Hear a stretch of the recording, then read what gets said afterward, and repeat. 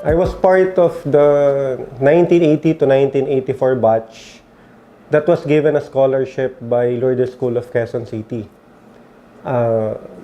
It was a big help to me to where I am now. Napakalaking tulong kasi at that time, my family was financially challenged considering apat kaming nag-aaral. No? I'm sure I could have, my parents could have done something para mabigyan ako ng education. Pero iba yung na-provide sa akin ng Lourdes, no? Ng Lourdes School of Quezon City.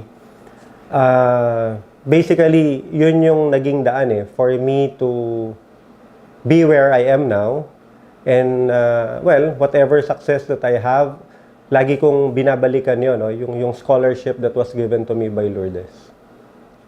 Like all other students, scholar students of Lourdes School, Quezon City, I came from a poor family. My father was a government employee and my mother is a full-time housewife.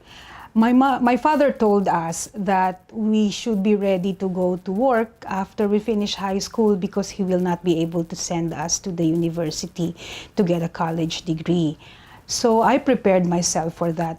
But it did not end up that way because Lourdes School was very determined for us to be able to finish our university schooling. So they help us get application forms from famous universities like De La Salle, Ateneo, UP, and every other university there is.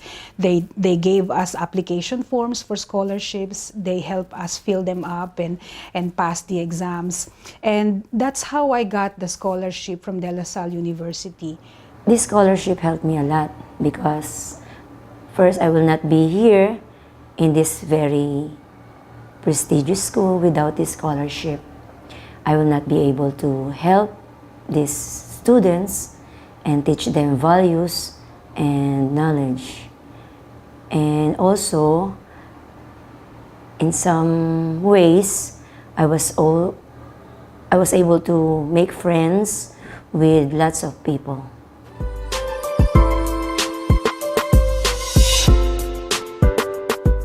In studies, I was never an honor student. I was never top of the class. But I would consider finishing my studies on time, being efficient as a student, as my top achievement.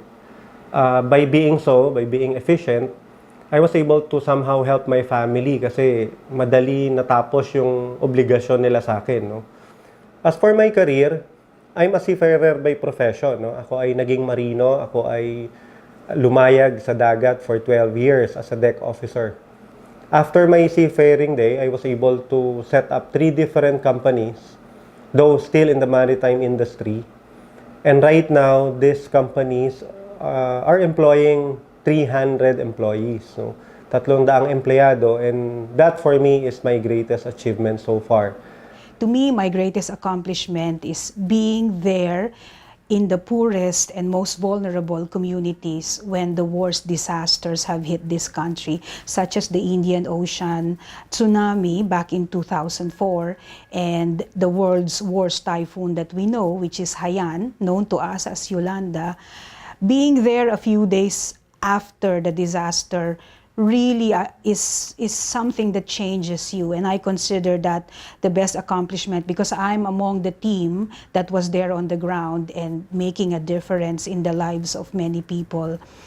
In UNDP, I'm also considered as one of the elders that people go to when they need advice on their work, especially in the procurement practice.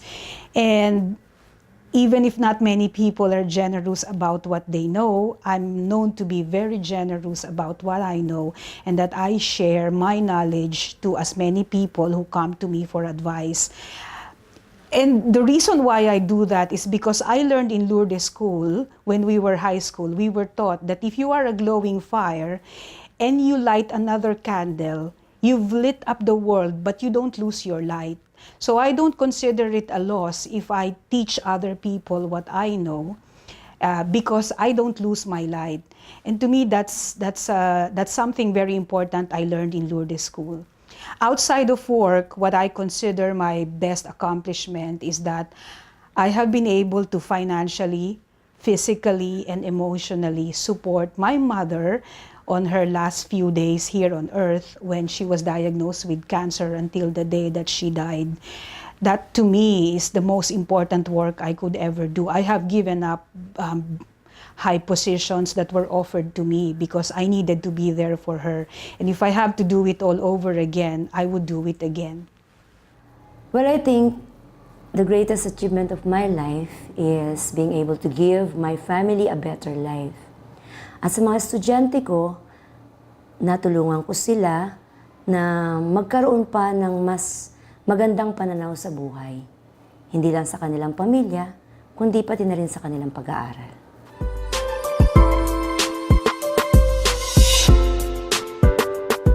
I will always go back to the days when ako at yung family ko ay nangangailangan, and Lourdes was there to provide me the free education. No?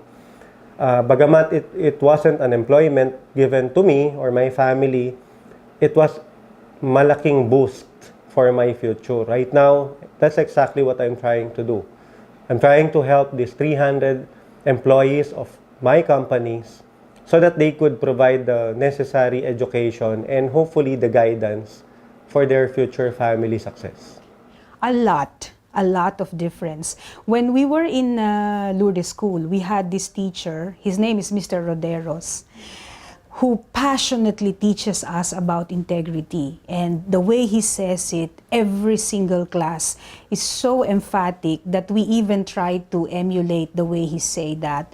I never understood it back then, but as I get older and as I get exposed in the work that I've been doing over the past many years, I have understood the value of that integrity. In fact, when I applied for a job here in the UN, they asked me, why am I choosing the UN? And my answer is, I'm looking for a place where my integrity will be valued, because the reality is, in some places now, your integrity is a liability. And I'm happy to work for an organization that really values that. You know, I deal with multi-million-dollar cases of procurement here in the UN. But because the standard of integrity in the UN when it comes to procurement is gold, I'm proud to say that I have passed all the scrutiny of the UN Ethics Office. They review every year our statement of assets and liabilities. They clear us of conflict of interest every year. And I have always passed that.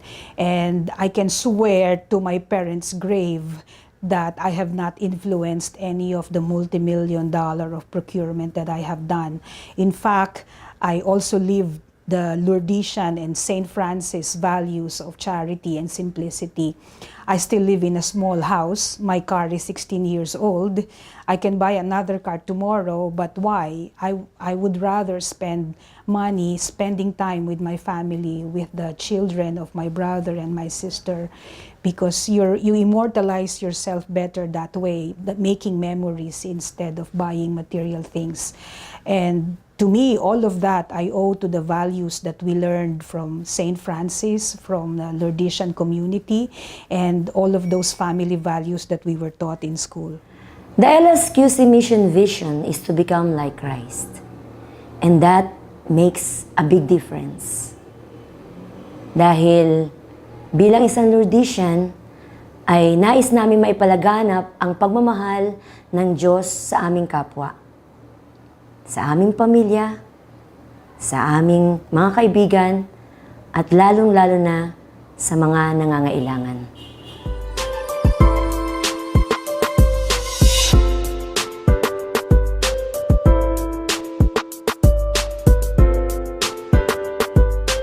I'm Christine Gail Manalang from 8 Purity. Nakakatulong sa akin yung scholarship, lalong-lalo na sa family ko dahil nakakamit ko yung quality basic education and becoming like Christ. Hi, I am Anthony Andre Solis from 8 Fidelity. Itong scholarship po ay malaking tulong sa akin at para rin sa aking pamilya. Ito ay malaking tulong para sa akin, para ako'y makatapos ng aking pag-aaral.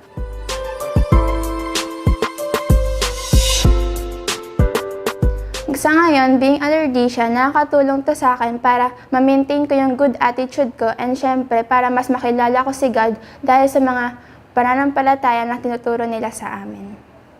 As a Lordesian po, mas naging religious po ako dahil ang mga turo dito ay makakapagpalapit po sa inyo kay God.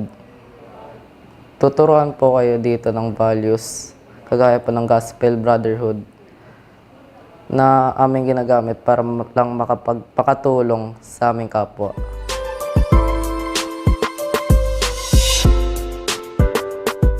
Sa mga scholars namin sa Lsqc Quezon City, sana pagbutihin nyo ang inyong pag-aaral, magsumikap kayo at huwag sayangin yung tulong na binibigay sa inyo, pati yung panahon na binibigay ng Panginoon para sa inyong pag-aaral at para mas maging matagumpay ang inyong kinabukasan. At sana sa bandang huli, kapag kayo naman mayroon na ring kakayanan na tumulong para sa iba ring mga kabataan na hindi makapag-aral, sana gawin nyo rin ito ng buong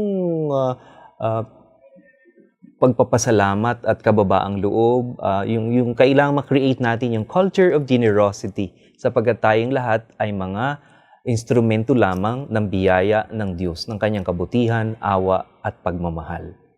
Sa mga benefactors natin, mga donors, sa mga alumni, sa lahat ng mga kaibigan natin na tumutulong sa Scholarship Foundation ng ating paaralan, pinaabot ko sa inyong lahat ang aking marubdob na pasasalamat sa ngalan ng ating paaralan at sana ipagpatuloy nyo ang inyong pagtulong na ito sapagkat alam natin ito'y kalugod-lugod sa ating Panginoon at tayo ay pawang instrumento lamang ng kanyang biyaya, awa, pagmamahal, lalong-lalo na para sa mga maralitang kabataan natin.